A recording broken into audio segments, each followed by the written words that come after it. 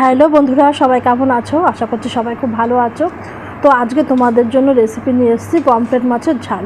তো চলো দেখে নিই কীভাবে রান্না করলাম পমফ্রেট মাছের ঝাল। এর জন্য পমফ্রেট মাছ নিয়ে ভালো করে ধুয়ে হলুদ নুন মেখে লাল লাল করে একটু ভেজে নেব। এবার কড়াইতে তেল দিয়ে কালো জিরে ফোড়ন দিয়ে দেবো পেঁয়াজ বাটা। পেঁয়াজ বাটাটা একটু ভাজা করে তার মধ্যে দিয়ে দেবো আদা রসুন বাটা। তারপর দেবো টমেটো কুচি, জিরার গুঁড়ো, ধনিয়ার গুঁড়ো, লঙ্কার গুঁড়ো, হলুদ দিয়ে মশলাটাকে ভালো করে কষিয়ে নেবো। এবার দিয়ে দেবো একটু স্বাদ মতো লবণ